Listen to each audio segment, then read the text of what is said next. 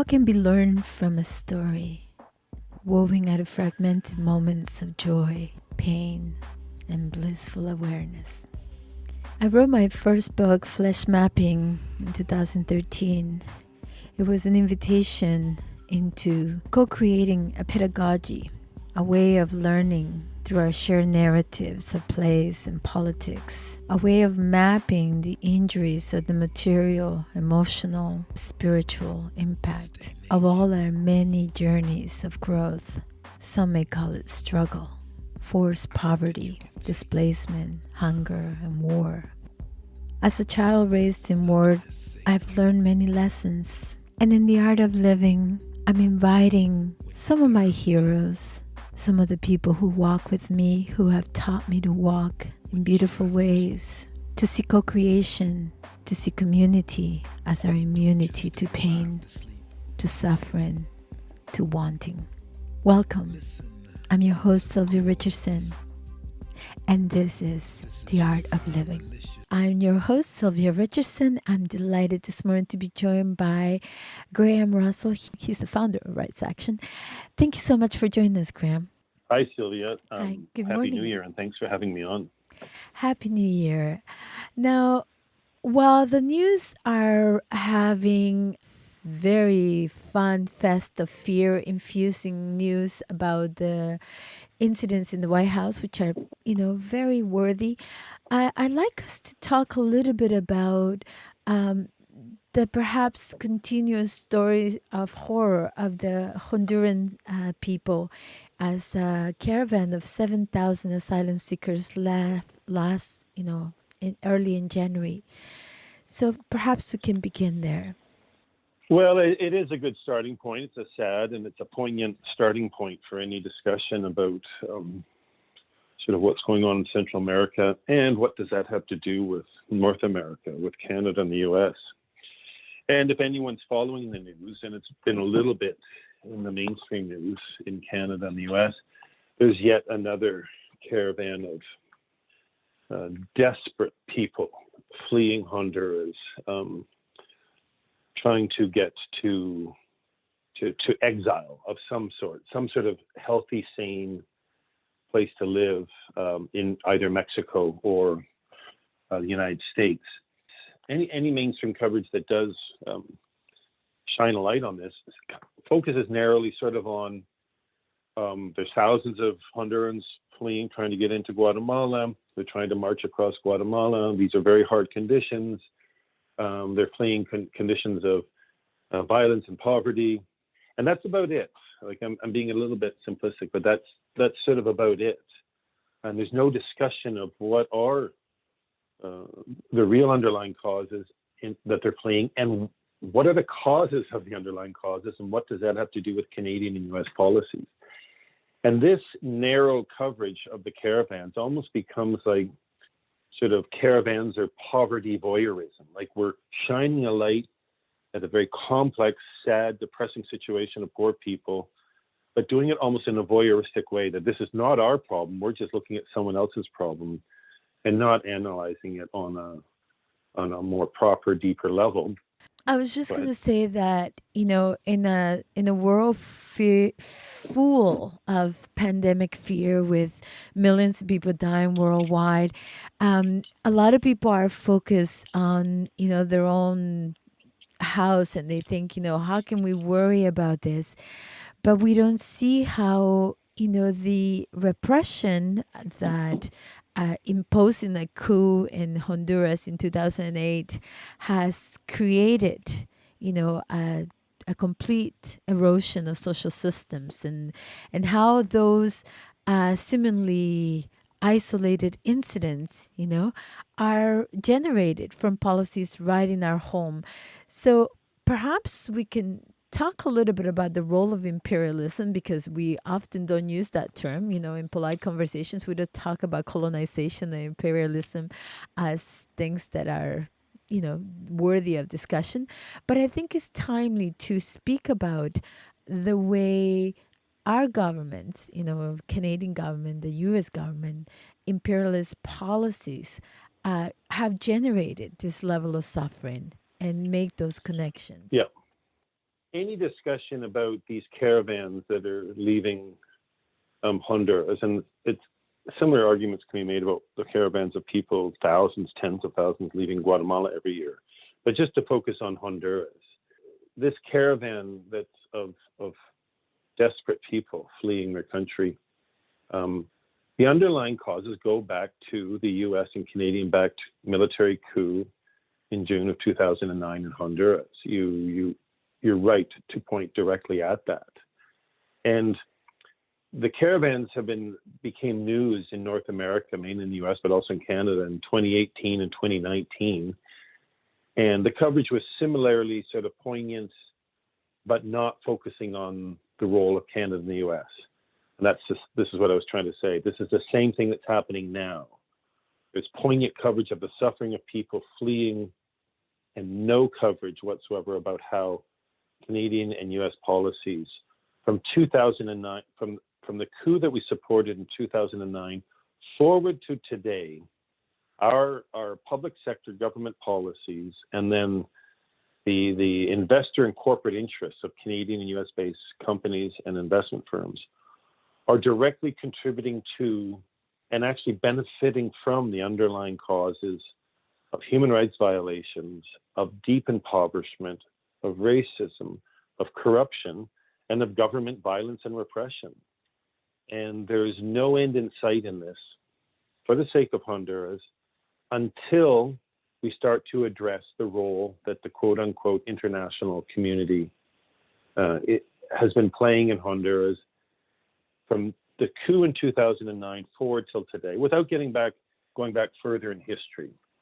And so the coup, this U.S. Canadian-backed coup, is the starting point for any honest discussion about what all the ills that the people of Honduras are facing today. Talk a little bit about the significance of having mining companies' interests dictate the policies the Canadian pursue in countries such as Honduras. And what are some of the impacts that this has generated?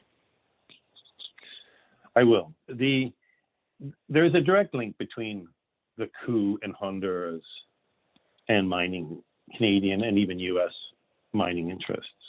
There's a direct link between the coup in Guatemala in 1954 and Canadian mining interests. But to cast the discussion farther, there's a direct coup between these regime change policies that are in Latin America. They're always sort of spearheaded by the United States, and then Canada almost invariably supports them directly or indirectly. There's direct links between the regime change policies that overthrow governments that we don't like and put in place governments we do like, and a wide range of North American economic and investor interests in the sectors of mining, in the sectors of the construction of hydroelectric dams, in the sectors of the production of bananas and pineapples for export, in the sectors of the production of African palm and sugarcane for export, in the sectors of tourism, and in the maquilador sweatshop sectors of the economy. There's direct links between why the US and Canadian governments choose to support certain right-wing governments that promote global businesses or overthrow governments we don't like to help bring into power governments we do like, i.e. governments and regimes that favor the economic interests of global corporations and investors, most of which in Latin America are based in North America. And so that the story about mining is really no different than the story about where do our bananas come from and how did they get here? Where do our pineapples come from and how did they get here? Sugarcane, African palm, etc. You know, when I was a kid, growing up in El Salvador under the war, it became a daily occurrence of horror. You know, you become adaptive to your environment. And in many ways, I think the experience of Hondurans living in caravans is an adaptive measure to oppression and repression, this ability to join forces with others to try to create safety. We used to say in El Salvador, you can have the security you can afford. And it usually meant we were resigned to face the fact that we could die that day just by going outside our homes.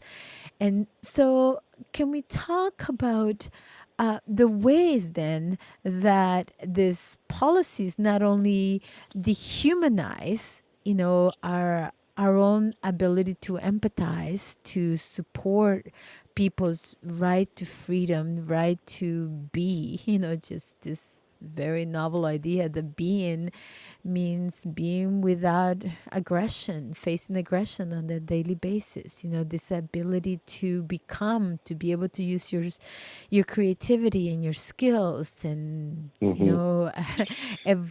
flourish. So Yeah. let's talk about what significance this has on our own ability to see that injustice when it happens Right. in our own backyard. Like, just for the sake of the discussion, very interesting. I find this very interesting. The most dehumanizing agent, or the most desensitizing agent in this discussion, is the role of the media, and is the role of how these issues are presented to the general public by our politicians and media, or in the cases where the media doesn't really address it at all, or our politicians in Canada and the US ignore it. What I'm getting at is that, take the caravans, for example. Because our media only gives us snapshots of these, and they sometimes refer to them as hordes of people, or a wave of people, or a flood of people trying to get north.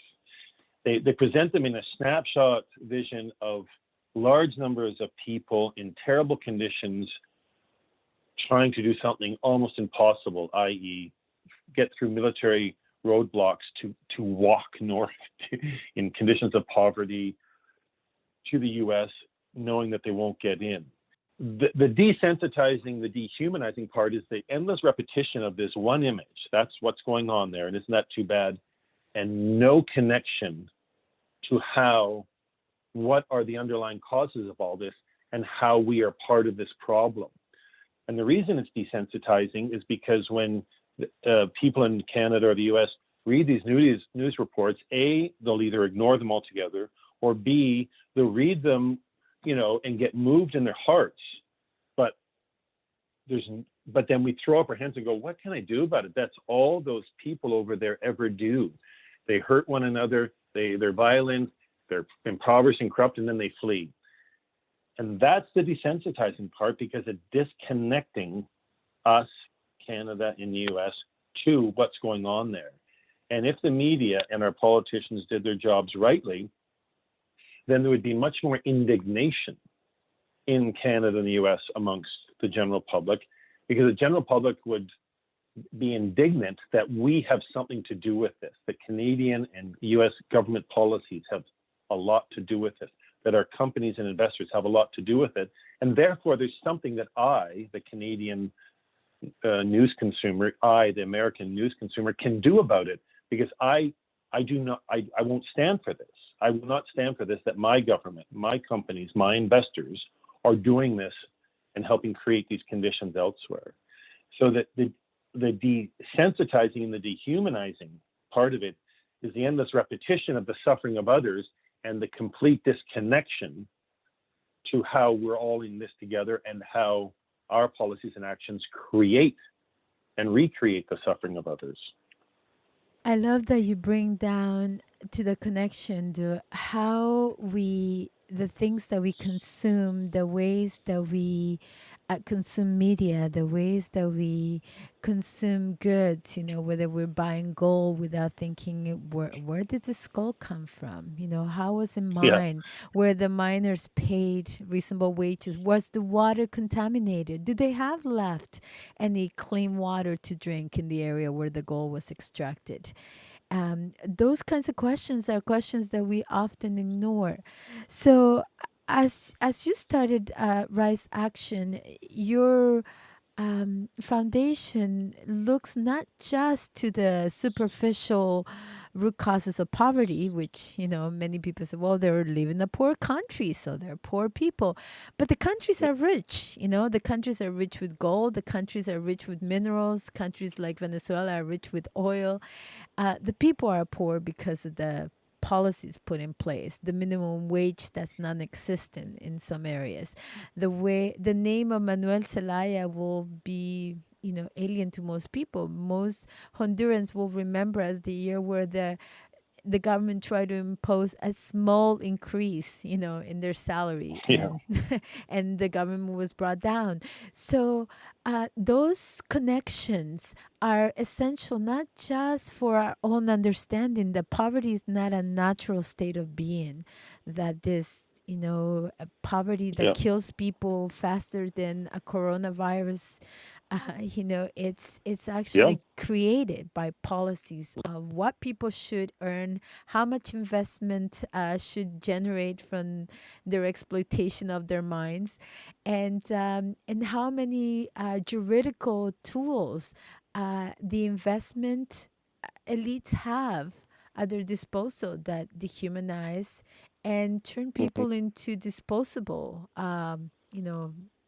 means to their capital. So, how do you keep yourself connected? Yeah. How do you feel? How do you keep sensitized to the suffering, to the pain, so that you don't see it as just another day of poor people trying to leave their corrupt places? Um, I guess it's a two-part answer, and one is I've worked in Central America, mainly Honduras and Guatemala, but also El Salvador that you mentioned, Nicaragua, for better over 3 decades. And I have many friends there, many friends who are living and suffering in these very conditions. And so I can never be insensitive about it when these are people I know, and they're people like my neighbors here at home. They're just honest, decent people trying to have decent, simple lives, and they're being forced to suffer through very, very brutal, harsh conditions of violence, impoverishment, racism, impunity, and corruption. If these are people I know, and I do, then I'm not insensitive to that. But the other part of the answer is also that I also understand that these are not their problems, that these are our problems, that these are in part my problems by definition. And I think that is the greatest challenge. And that's one of the greatest challenges in the line of work I do, is to keep chipping away at sort of redefining what are the underlying causes, what are the underlying local to national to global causes of so many of the ills that people face around the world, including in places like Guatemala and Honduras. It's not to redefine what is suffering. Oh, that person's in poverty. That looks awful. That's terrible. Most of us can sort of agree on that. It's redefining what are the underlying causes, local to national to global causes, and then taking action, not chipping away, relentless action, week after week, year after year, decade after decade. Well, A, hold accountable, and B, transform what are the local to national to global underlying causes. And that work began long before I was born, and it will continue long after I've died. It's such a touching statement, when I hear you say that war began before I was born, because to me, the vision of a world with justice for all people is a dream that is bigger than all of us. And when you have a dream that is bigger than you have very good reasons to get up in the morning and get to work and do your part. So, Yes. how do we create then in ourselves, and how do you cultivate that sense of resilience when you're faced with aggression, around you? Here in Canada, we see the treatment of Indigenous people. We see how pipelines displace people, how mining companies are polluting water and lakes. And how do you keep yourself energized and committed to create a world where that is not natural way of doing business, that is not an inescapable fate in the name of capital progress? just in a nutshell, maintaining and nurturing positive human relations and maintaining and nurturing positive actions to respond to all this stuff. There's a quote out there, and I'm going to misquote the quote. I don't even know who said it first, but that action is the mother of hope. And as opposed to just having good hope or thinking your way into being hopeful about something, action is the way that one's hopeful. Now, that's easier said than done for someone like me than it is for someone who's suffering the harms on a daily basis, on a lifelong basis, on an intergenerational basis. And that is a big gap between my reality and the reality of many people that I work with, know, am friends with, and support. But it's still true that on a day-to-day basis, because that's where we all live day to day, action, do good work, do good actions. The caravans, just to bring it right back to that discussion, this is the positive thing that those thousands and tens of thousands of Hondurans can do in their life. They're not just accepting of their imposed exploitation and poverty. They're not just accepting of being governed and ruled by a military-backed drug trafficking regime in Honduras that's fully supported by Canada and the US. They're choosing to act. Now, different Hondurans are choosing to act in different ways, but those thousands of people fleeing the country, and they'll be fleeing again tomorrow and next week and next month, they are choosing to act. Their hope in life derives from the choices they're making to act upon their reality. And thus me, in a life living in Toronto, my little micro world is one of sort of privilege and comfort, relatively speaking, compared to that of the Hondurans. My hope comes from the actions I get to do every day, week in, week out, with good people, the relationships I've developed with good people in Canada, the US, and in Central America. That's beautiful. How can people support your work? How can people participate in? I think that the best thing for anyone is just start following us on our on Facebook, on Twitter, Instagram. Got some new younger people working with me now, so social media side of our work is growing and improving. Or probably the best thing is our email list. We send out regular information through these email news blasts. It's free. You just sign up and you start receiving the information. Once you start receiving the information on a regular basis, the reader, whoever it is, will start to receive a lot of sort of potential action lists and links to other groups and links to places they can donate and links to things they can do here at home in Canada. It's sort of a very proactive sort of information. When we send out information, we try and make it proactive. So it's not just reporting on the news, but telling people what they can do. But the best thing is to start following the information regularly and then get used to and aware of our work and our perspective on our work, and then go from there. I always say the community is immunity. So give our audience your link and your website so they can follow you and be part of a greater community. Rightsaction.org. And if you go to the website, there'll be a spot where you can subscribe to our email news blasts, and you'll find information about Facebook, Twitter, Instagram. But it's rightsaction.org. Thank you so much for the work you do. Thank you so much for the beautiful ways that you remind us of our responsibility to co-create with life, to be on the side of life, and thank you very much, Sylvia. Take care. Thank you for listening to The Art of Living. I'm an educational consultant, an artist, authored. For more information about upcoming events, workshops, retreats, please reach out to sylviarichardson.com. Until next time, remember to be playful, to celebrate joy, and to allow love in all your co-creations. You'll never have to wonder where the groove went. The groove is you.